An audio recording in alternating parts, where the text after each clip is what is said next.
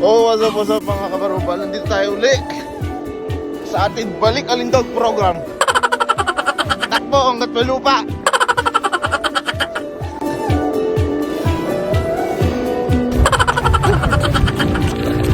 Pagkatapos mag-inom, jogging.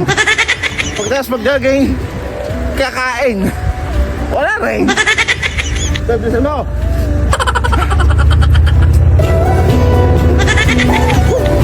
Balik Alindog program.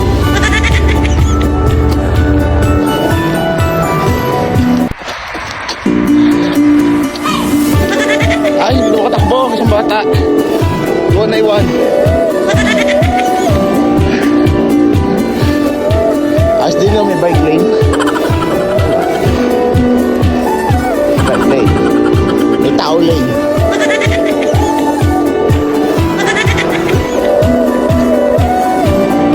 At talagang ipinapawis ko na nga yung alak na ininom ko kagabi. Ay grabe.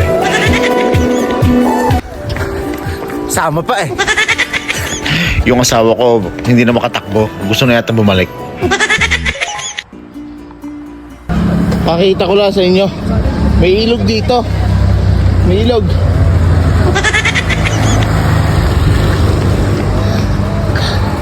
Sa kabila may ilog din. Pero nawala yung kabila. Nawala yung nasa kabilang ilog. You know? Yung ilog na yun, pagdating dito wala na. Yung ilog dumadaan sa ilalim ng ilog. Amazing. Oh my God! Wow!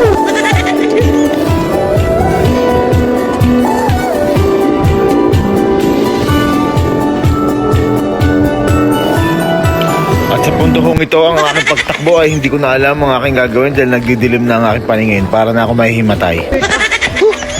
Alright. Ay pa. Kami na jogging, iniisip na agad ng asawa ko yung kakainin pag-uwi. Anong ulan? Hipon.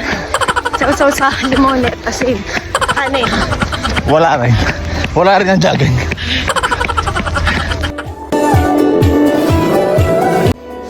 At sa puntong ito ay wala na kami sa Milan. Nasa labas na kami. Nandito na kami sa Sasago. Asawa ko, bilisan mo. Ay ano ka? Buhay ka pa? At nandito tayo sa aking mga pahinugin. Ang prutas na rin. Mga kaisang mga 2 linggo hinog na rin. Yan, aking mga pahinugin. Sana all.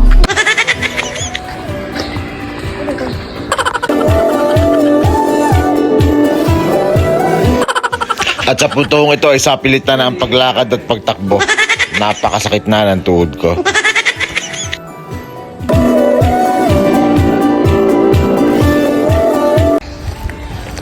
Dito na pala tayo sa sushi. Oh my God, ang sarap.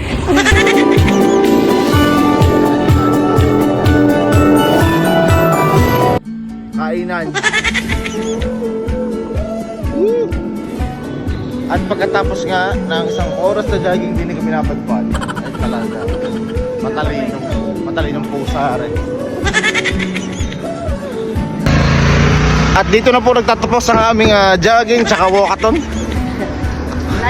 Uuwi na kami dahil nakakaramdam na ako ng gutom. Uuwi na, bye bye.